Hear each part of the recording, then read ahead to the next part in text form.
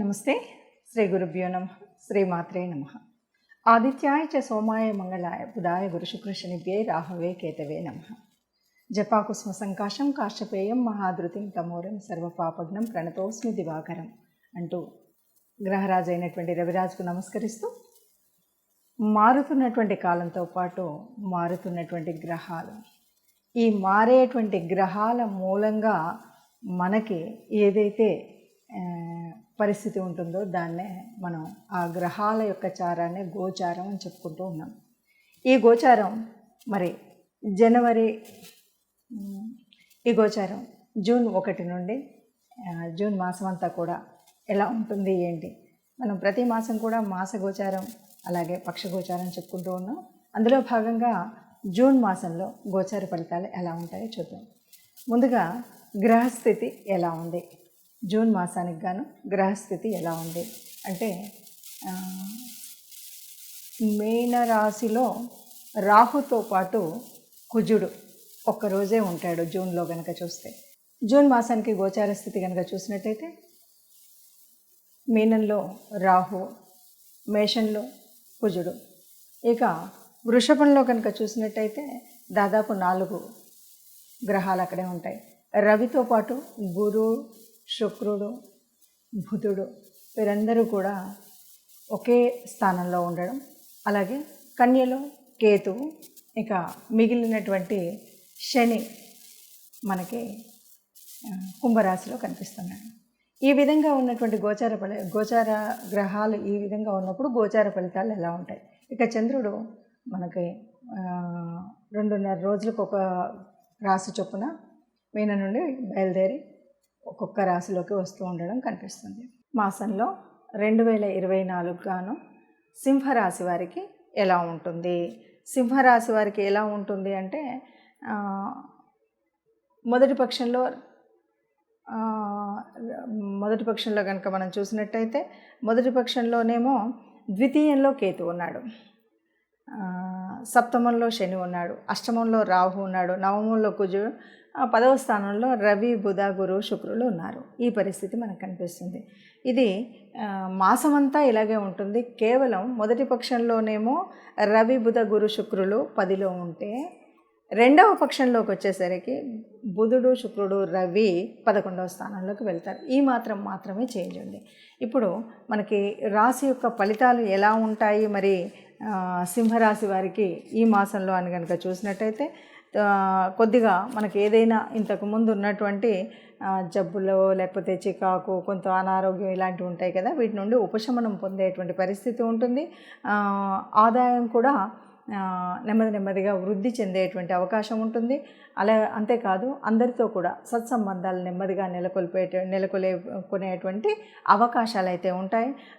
ఒకటే కాదు, అనేక మార్గాల ద్వారా ఆదాయాన్ని పొందేటువంటి పరిస్థితి దాదాపు 2 పక్షాల్లోనూ కూడా మనం చూస్తూ ఉంటాం.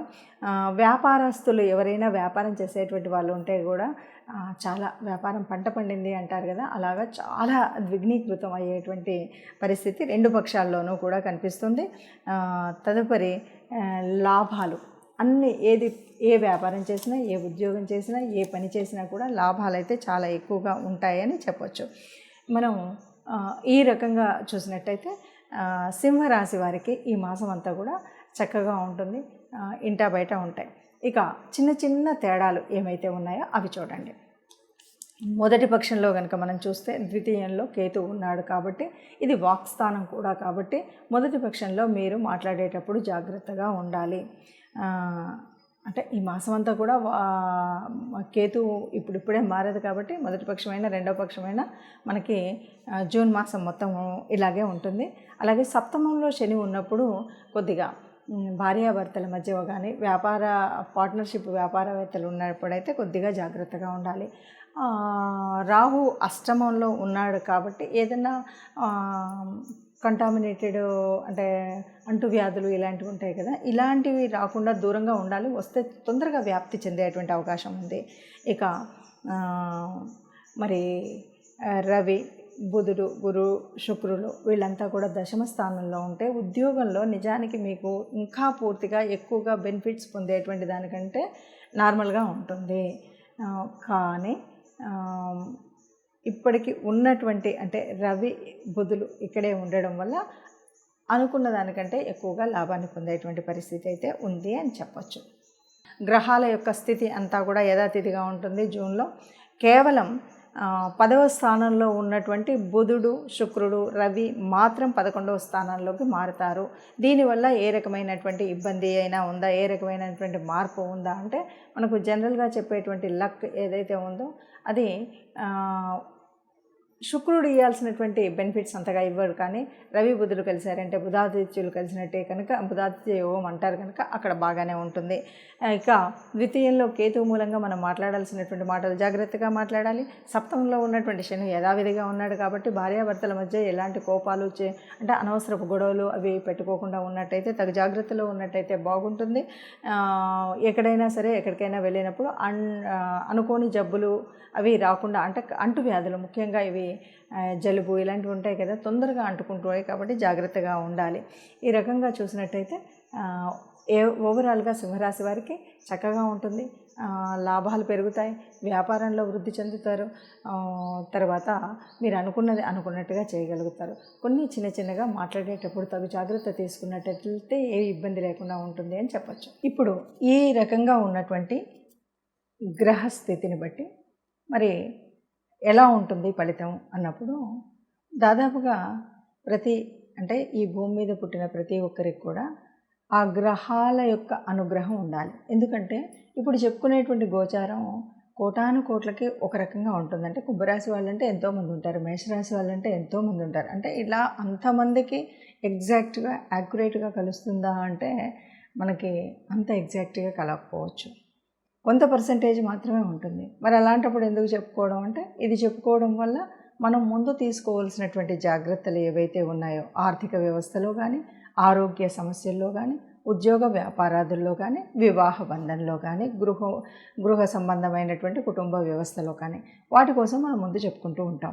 మరి నిజమైనటువంటి గ్రహముల యొక్క స్థితి ఎలా తెలియాలి అంటే, మన యొక్క పర్సనల్ జాతకం ఎలా తెలియాలి అంటే తప్పనిసరిగా మన యొక్క జన్మ కుండలిలో ఏ గ్రహాలు ఎక్కడెక్కడున్నాయి, ఏ దశ నడుస్తుంది, ఈ దశతో పాటు మరి జన్మకుండలిలో ఏ గ్రహాన్ని అంటే లగ్నాన్ని ఏ రాసులు చూస్తున్నాయి, రాసుల్లో రాసుల్లో ఏ గ్రహాలు ఉపస్థితిలో ఉన్నాయి, అంతేకాదు దృష్టి ఎలా ఉంది, యుతి ఎలా ఉంది, ఏ రాశి యొక్క దశ అంతర్దశ నడుస్తుంది, ఏ గ్రహం యొక్క దశ అంతర్దశ నడుస్తుంది, ఈ విషయాలన్నీ కూడా మనకు తెలియాల్సి ఉంటుంది.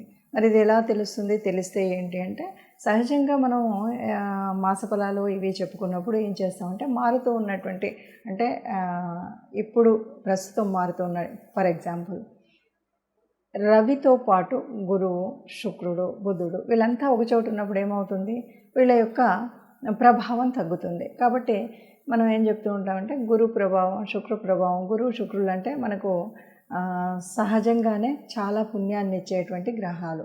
అలాంటి గ్రహాలు అస్తంగత్వంలోకి వెళ్ళినప్పుడు కొంత అనుకున్నటువంటి మనకు అశుభ ఫలితాలు రావు, అశుభ గ్రహాల మూలంగా వచ్చేటువంటి ఫలితాలు రావు. కాబట్టి మనం ఏం చేయాలి అన్నది మనం చెప్తూ ఉంటాం. అందుకను జన్మజాతకం, జన్మకుండలి ఉండి జాతకంలో ఉంటే చూసుకుంటే అది ఒక విధానం. అలా లేకపోయినా ఈ గోచార ఫలితాన్ని చూసినట్టయితే ఈ మాసానికి గాను ఈ మాసంలో ఎలా ఉంది అంటే మొదటి పక్షంలో దాదాపు గురువు పూర్తిగా రవితో ఉండడం, తర్వాతి కాలంలో అంటే ఈ నెలలో సగభాగము గురువు రవితో ఉండడం, తర్వాతి సగభాగంలో శుక్రుడు రవితో కలిసి ఉండడం, ఇలాంటివి ఉన్నాయి. కాబట్టి ఏం చేయాలి అంటే గురువు, శుక్రుడు వీళ్ళందరికీ కూడా మనకు కావాల్సినటువంటి గురువు గురించి మనం గురువు యొక్క ఈ అస్తంగత్వ దోషం ఉండకుండా ఆ ప్రభావం ఉండాలి అంటే గురు సంబంధితమైనటువంటి దేవాలయాలకు వెళ్ళాలి. అంతేకాదు ఆ గురువారం రోజు కాస్త పసుపు వర్ణం ఉన్నటువంటి బట్టలు కట్టుకోవడం, లేకపోతే ఎవరికైనా ఏదైనా ఎప్పుడైనా దానం ఇస్తున్నామంటే ఆ పసుపు వర్ణం, లేకపోతే శనగపిండితో చేసినటువంటివి ఏవైనా దానం ఇవ్వడం, ఇలాంటివి మనం చేస్తూ ఉంటాం. అంటే అలాగా శుక్రగ్రహానికి వచ్చినప్పుడు కూడా అదే పరిస్థితి. అంటే గురువుడు, శుక్రుడు వీళ్ళందరికీ సంబంధించినటువంటి దాన ధర్మాలు చేయడం, ఆ సంబంధితమైనటువంటి దేవాలయాలకు వెళ్ళడం. అదే కాదు అంటే తప్పనిసరిగా నవగ్రహ మండపం అయితే ఉంటుంది ఏ దేవాలయంలోనైనా, నవగ్రహ మండపానికి వెళ్ళి మనం నవగ్రహాలకి ప్రదక్షిణ చేయడం, దీపం వెలిగించడం, ఇవి మీకు వీలైనప్పుడు తోచినప్పుడు ఈ మాసం అంతా ఉంటుంది కాబట్టి మీరు గురు శుక్ర గ్రహాలు సరిగ్గా లేవు కాబట్టి గురువారం శుక్రవారం నాకు ఇలా వీలవ్వట్లేదు అంటే మనం మొదట్లోనే ఏ కోశాలకన్నా వెళ్ళి గోగ్రాసం కోసం వారికి కాస్త డబ్బులు ఇవ్వడం ఇలాంటివి ఏదైనా చేయొచ్చు. లేదు ఇవేవి కాదు, మరి వాళ్ళు ఇస్తారో వాళ్ళు పెడతారో పెట్టరో గోగ్రాసం ఇలాంటి అనుమానాలు మనకు చాలా ఉంటాయి కాబట్టి అలాంటి పరిస్థితుల్లో మనం ఏం చేయాలి అంటే మీకు వచ్చినటువంటి గురు స్తుతి, అట్లాగే శుక్రగ్రహానికి సంబంధించినటువంటి స్తుతి ఇవి చేసుకోవాలి. అట్లాగే మరి శని ఉన్నటువంటి ప్రదేశం, శని యొక్క దృష్టి ఇవన్నీ కూడా ఈ మాసంలో మనకు తగులుతున్నటువంటి గ్రహాలు ఏవైతే ఈ రాశులు ఏవైతే ఉన్నాయో అర్ధాష్టమ శని ఫర్ ఎగ్జాంపుల్ వృశ్చిక రాశి అర్ధాష్టమ శని ఉంది. ఏం చేయాలి? శనికి సంబంధించినంత వరకు మనం అభిషేకానికి శివాలయానికి వెళ్ళి అభిషేకం చేసుకోవడం, లేకపోతే శని స్తుతి చదువుకోవడం ఇలాంటివి చేసినట్టయితే మనకు ఉన్నటువంటి ఈ మాసం అంతా కూడా ఉన్నటువంటి గ్రహ దోషాల వల్ల లేకపోతే సరి అయిన స్థలంలో గ్రహాలు లేకపోవడం వల్ల ఉండేటువంటి ప్రభావం ఏదైతే అది తగ్గుతుంది. దానికోసం మనం ఈ చిన్న చిన్న పరిహారాలు చేసుకుంటే సరిపోతుంది. అందరూ సుఖంగా ఉండాలని, అందులో మనం కూడా ఉండాలని భావిస్తూ సర్వే జన సుఖినో భవంతు.